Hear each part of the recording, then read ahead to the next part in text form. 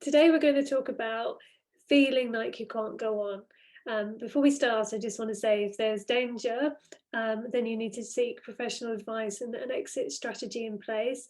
If you're feeling really seriously depressed, then again, reach out for professional help. But if you're feeling more generally that you've just reached the end of the road in yourself today, that one thing after another's happened and you just can't go on in the relationship and you just want to leave, and I don't see how I'm going to move forward. And it isn't necessarily the time to leave. It maybe isn't necessarily you might feel in that moment that you just want to go, you just want to walk, you want to pack your bags. But let's take a pause. Let's take a breath. Yes, perhaps things today have been particularly bad and all the different worst case things are coming at once, and it's hard to see the positives and it's hard to see the reasons why you are there.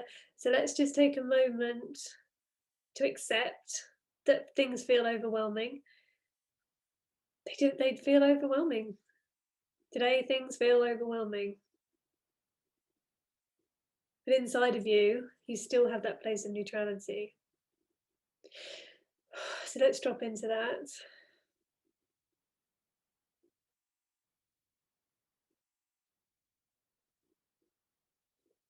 Let's just sit with the reality that things feel overwhelming and you really don't see a way forward. And as you sit and take a breath, we kind of pull ourselves back out of maybe the bottleneck that we've got ourselves into, where everything just seems too much and it's just everything's happening at once.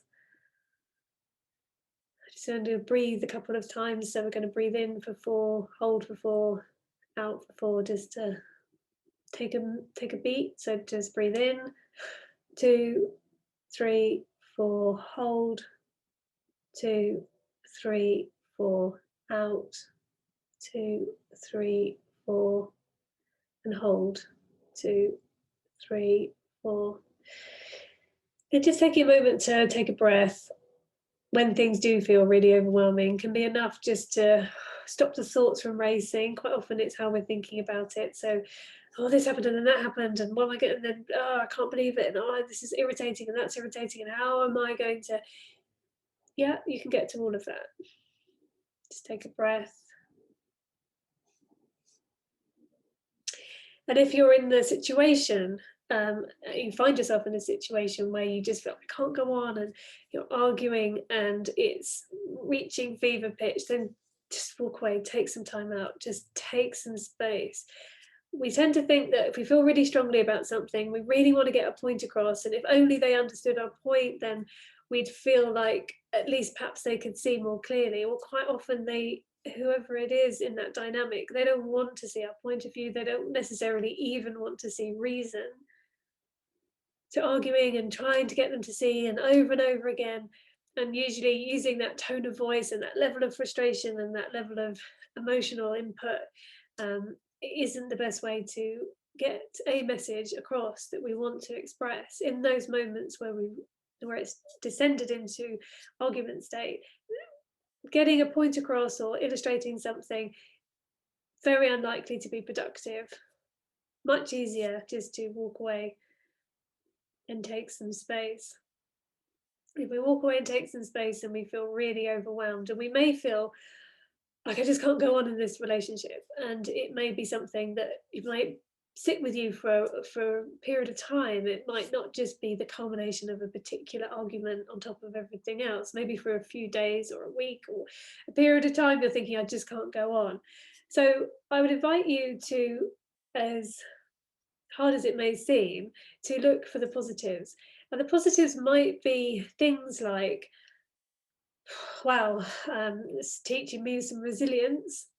Um, wow, I really am developing my capacity for patience. Oh, I didn't know how strong I was um, to be able to stand my ground within myself and not take on board everything that they're throwing at me. And I didn't realize how strong I was. So there are always some positives, and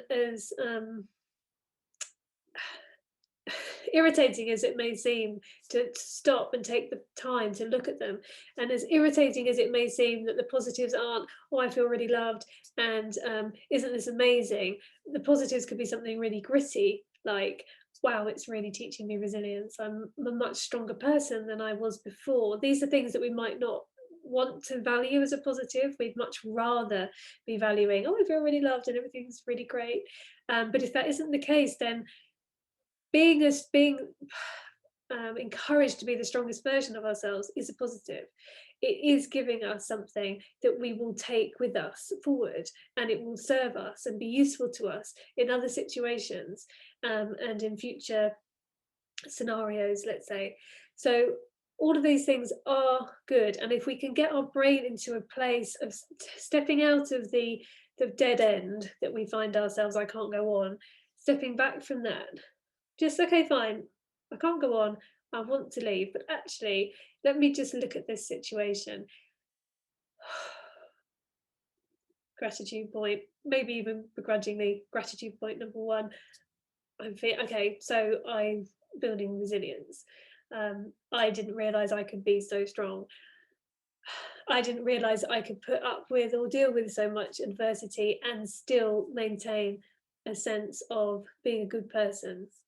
I didn't realize that I could be in the face of apparent hatred, because sometimes when someone is being really offensive, it looks in their face like there's a hatred, and actually it's not really. What it is their toxicity, but it can feel like hatred. So we stand in the face of apparent hatred with love for ourselves, and compassion for the other person, because only someone who's really struggling behaves like that.